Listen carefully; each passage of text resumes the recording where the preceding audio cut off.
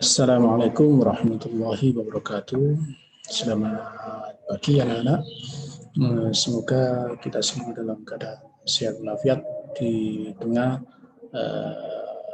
pandemi COVID-19 yang semakin hari semakin mendekati lingkungan kita. Semoga semuanya, keluarga kita, diri kita, masyarakat kita dijauhkan dari wabah COVID-19 ini dan segera kita dipertemukan lagi di tatap muka di kelas sehingga pembelajaran kita tidak melalui daring kembali.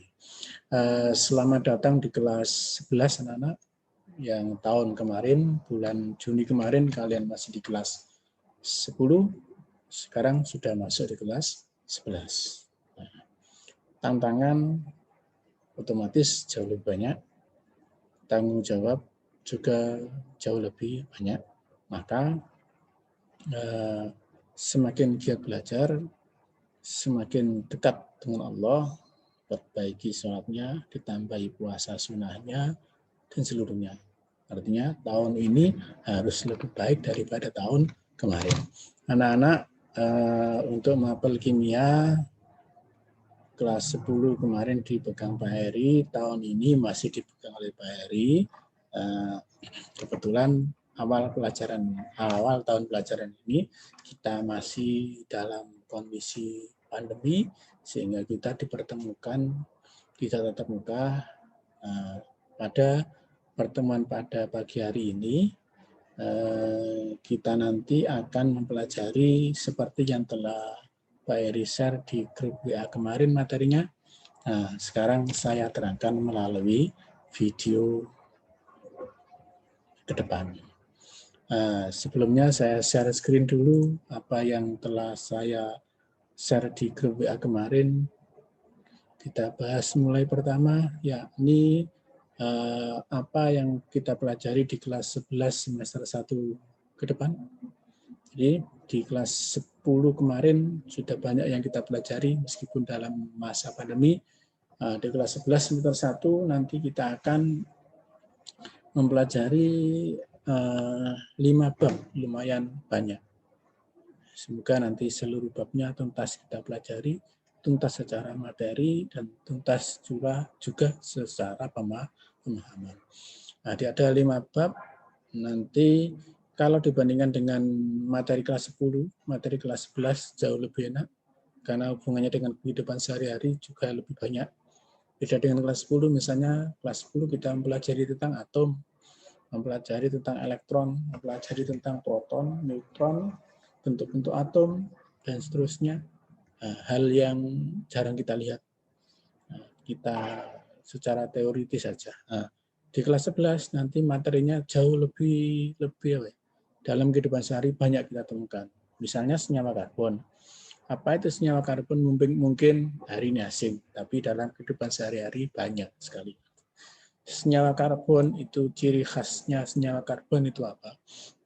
Ciri khas senyawa karbon itu ketika dia mengalami reaksi pembakaran dengan oksigen, maka dia akan menghasilkan sisa pembakaran berwarna hitam. Misalnya kayu. Kayu ketika dibakar maka dia berwarna hitam. Artinya apa? Komposisi utama kayu adalah karbon.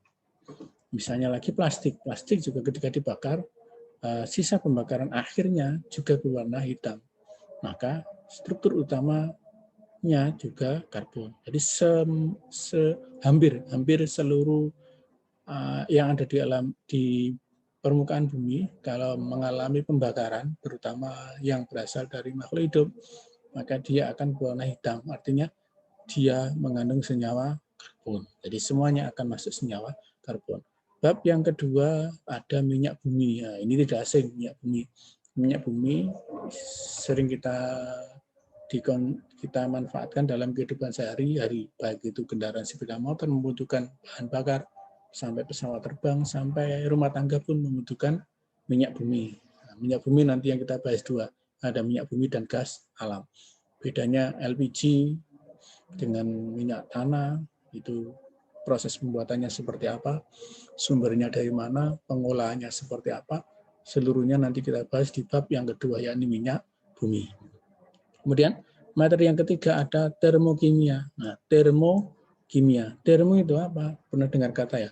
Termometer. Termometer itu alat pengukur suhu. Termo itu suhu, meter itu alat pengukur. Artinya termometer alat pengukur suhu. Nah, termo itu suhu, kimia. Berarti nanti kimia yang bicara tentang termo atau berbicara tentang suhu. Nah, kemudian ada kinetika kimia. Kinetika itu kecepatan, kimia berarti kimia yang berbicara tentang kecepatan. Nah, kalau fisika kecepatan itu kalau sepeda motor melaju dihitung kecepatannya, kita berjalan dihitung kecepatannya. Terus yang dihitung kecepatan kimia itu apa? Nah, yang dihitung adalah kecepatan reaksi. Seberapa cepat larutnya air, larutnya gula dalam air, atau seberapa cepat larutnya garam ke dalam air, itu yang dimaksud dengan kecepatan reaksi. Atau nanti kita bahas adalah kinetika kimia. Kemudian ada kesetimbangan. Nah, kimia memiliki namanya kesetimbangan. Kalau nanti termokimia itu kita bicara panas dingin. Termo itu suhu yang panas, yang dingin. Dingin dijadikan panas, panas dijadikan dingin, dan seterusnya. Kinetika yang lambat bisa dicepatkan, yang cepat dilambatkan sesuai kebutuhan. Nah, menyeimbangkannya maka memakai ilmu yang namanya kesetimbangan kimia. Dia ada 5 bab. Dan kelima-limanya nanti ini membutuhkan tenaga ekstra materinya, beda dengan materi kelas 10. Anak-anak yang berbahagia, langsung saja kita akan menuju ke materi yang pertama, yakni senyawa karbon. Oke, bisa dilihat catatannya yang kemarin sudah lihat di file yang saya kirim via WA. Nah, di materi pertama adalah senyawa hidrokarbon. Senyawa hidrokarbon hampir sama, karena komposisinya hampir sama. Oke, di sini ditulis bab 3 karena senyawa karbon nanti kalau kalian bahas di kurikulum yang lama itu masuk bab 3, sementara bab 3 di kelas 10. Di kurikulum ke-13 masuk di kelas 11 semester pertama bab pertama. Nanti kalau kalian menemukan buku kurikulum lama bisa dibaca senyawa hidrokarbon atau senyawa karbon itu ada di semester 2 kelas 10. Bisa untuk referensi. Anak-anak, kita bahas dulu apa itu definisi dari senyawa hidrokarbon. Senyawa hidrokarbon. Hidro, ada 2 kata, hidro dengan karbon. Hidro itu artinya unsur H. Unsur H itu apa? Unsur hidrogen. Karbon berarti C. Sehingga senyawa hidrokarbon itu senyawa yang mengandung karbon dan hidrogen. Mohon maaf, ini bukan karbonnya, ini hidrogen. Ini hidrogen. Jadi senyawa hidrokarbon adalah senyawa yang komposisi utamanya adalah karbon dan hidrogen atau hidrogen dengan karbon. Tidak ada komposisi yang lain. Dan sebagian, tapi ada komposisi yang lain, tapi kecil. Tapi komposisi utamanya adalah karbon dengan hidrogen. Maka disebut senyawa hidrokarbon. Nah, kadang juga disebut senyawa karbon saja. Karena yang jadi inti utama senyawa hidrokarbon adalah karbonnya. Sementara H dia berperilaku sebagai cabangnya. Unsur utama, atom pusatnya adalah karbonnya. Kenapa senyawa hidrokarbon atau senyawa karbon dijadikan bab tersendiri dalam kimia? Jadi, tadi senyawa karbon jumlahnya sangat berlimpah di alam semesta. Sehingga kalau kita bahas sebelum di slide yang pertama tadi, sesuatu yang dibakar setelah mengalami pembakaran, sisa pembakarannya berwarna hitam, maka dia masuk dalam senyawa karbon. Nah, sebagian besar reaksi pembakaran, sisa pembakarannya berwarna hitam, maka sebagian besar yang ada di alam itu kandungannya adalah karbon. Misalnya karbohidrat kandungannya karbon, protein kandungannya karbon, lemak juga kandungannya karbon, cuma strukturnya yang berbeda. Arang, kayu yang dibakar, arang, itu kandungannya juga karbon. Intan, perhiasan yang kalian pakai, itu juga kandungannya karbon. sama-sama karbonnya, tapi strukturnya berbeda. Itu ya, struktur itulah yang menyebabkan harganya yang berbeda. Kemudian, kenapa senyawa hidrokarbon bisa terdapat di alam semesta yang jumlahnya banyak? Alasan utamanya adalah karena atom karbon memiliki kekhasan atau punya ciri khas. Dia punya ciri khas. Dia punya ciri khas. Ciri khas yang pertama, atom karbon memiliki nomor atom 6. Dia nomor atomnya 6. Nah, kalau masih ingat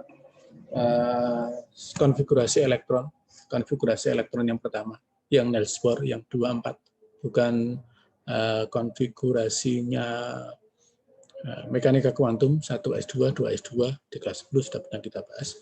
Nah, kalau kita bahas konfigurasi yang pertama, C punya atom, nomor atom 6. Nah, kalau kita cari konfigurasi elektronnya, maka 2, 4. 4 tambah 2, dia jumlahnya 6. 2, 4. Nah, elektron valensinya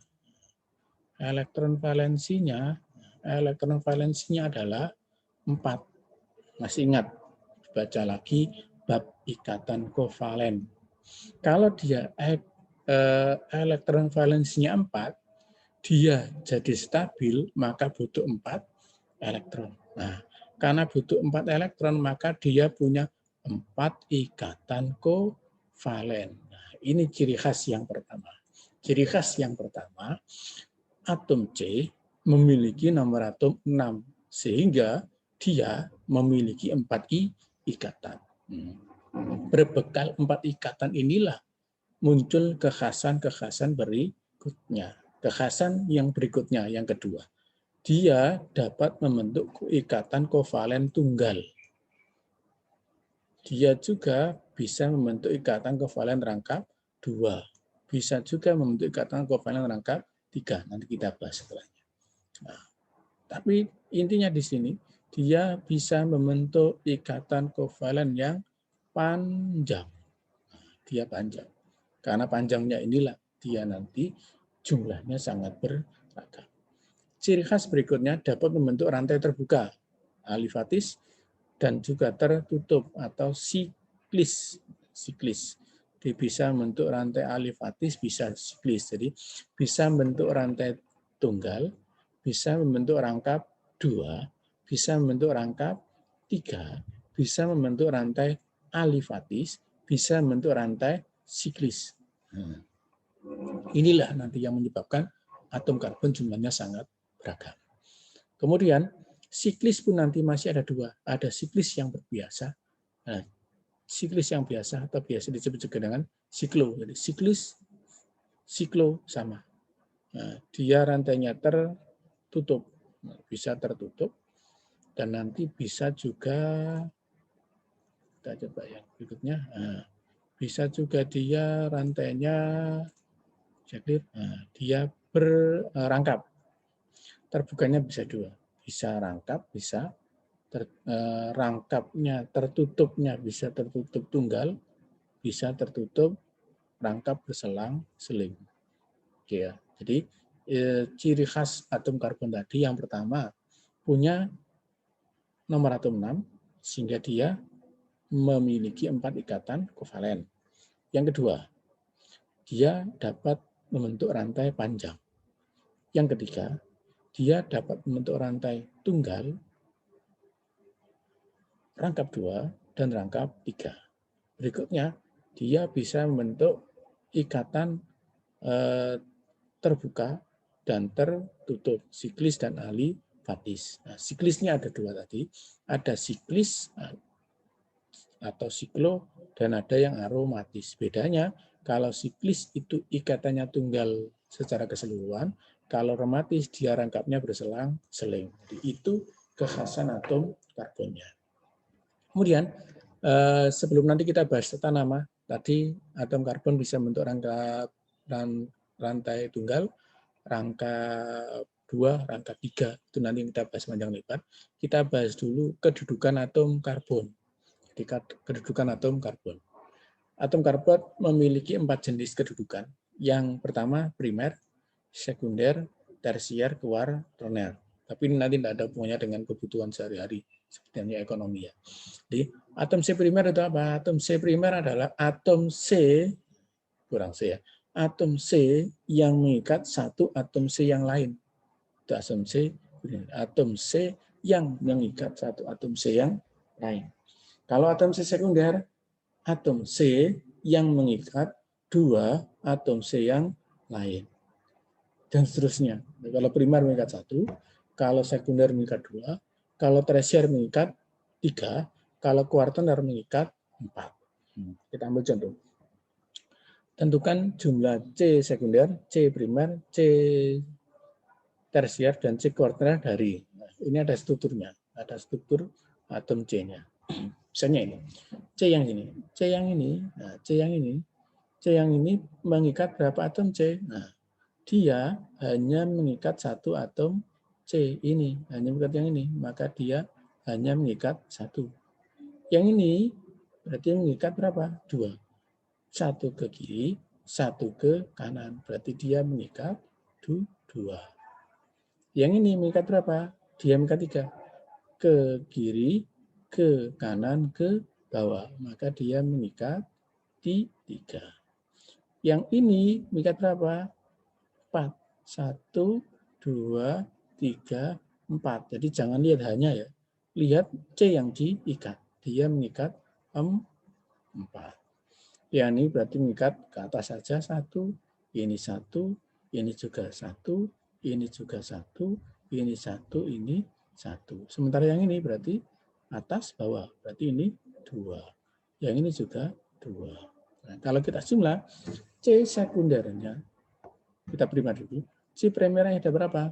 Ada 1, 2, 3, 4, 5, 1, 2, 3, 4, 5, 6, 7. Nah, ini salah berarti. Ini jumlahnya 7. Nah, sekundernya ada 1, ada 2, ada 3. Nah, sekundernya 3. Tersiernya 1, ini yang angka 3. Kuarternya juga 1 yang angka 4. Ini cara menentukan mana C sekunder, mana C primer, dan C tersier. Kita bahas soal yang bawah. Hiraukan hanya ya. Kita bahas C-nya. C yang ini berarti 1.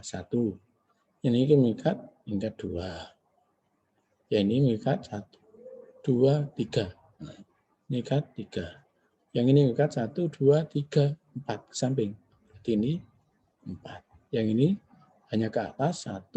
Ini atas bawah berarti 2. Yang ini 1. Yang ini 1. Yang ini juga 1. Sehingga primernya 1, 2, 3, 4, 5. 5. Sekundernya 1, 2. Nah, 2. Ini 2. Tersiernya 1. Kuarternernya juga 1. Ada pertanyaan? Kalau nanti ada pertanyaan bisa chat via WA. Oke, soal terakhir. Yang ini kita lihat. Ini yang ini berarti mengikat berapa? 1 hanya ke kanan. Ini 1.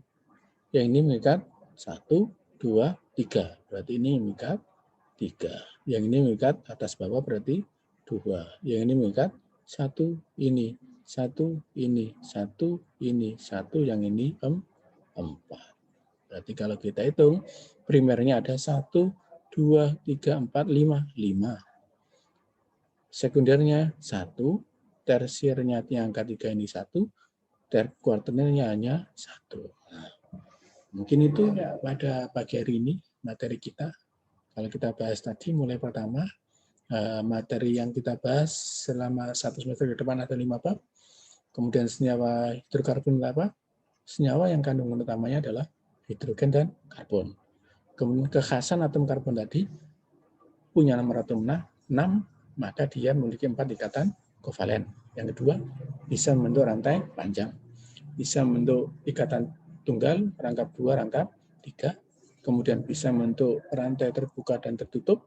Nah, tertutupnya bisa 2 jenis, bisa yang tunggal biasa, bisa yang berselang-seling, yang aromatis. Nah, kedudukan atom C tadi ada 4, primer, sekunder, tersier, dan kuarterner. nanti silakan kalau ada pertanyaan bisa hubungi di grup kimia secara khusus. Nanti ada soal untuk pemahaman materi pada pagi hari ini sebelum nanti kita lanjutkan materi berikutnya, yakni ke senyawa hidrokarbon tunggal, rangkap 2 dan rangkap 3. Awal hingga akhir saya akhiri, semoga materi yang kita bahas pada pagi hari ini bisa terserap secara maksimal dan bisa kalian pahami sebagai dasar materi-materi berikutnya. Awal hingga akhir saya akhiri. Wassalamualaikum warahmatullahi wabarakatuh.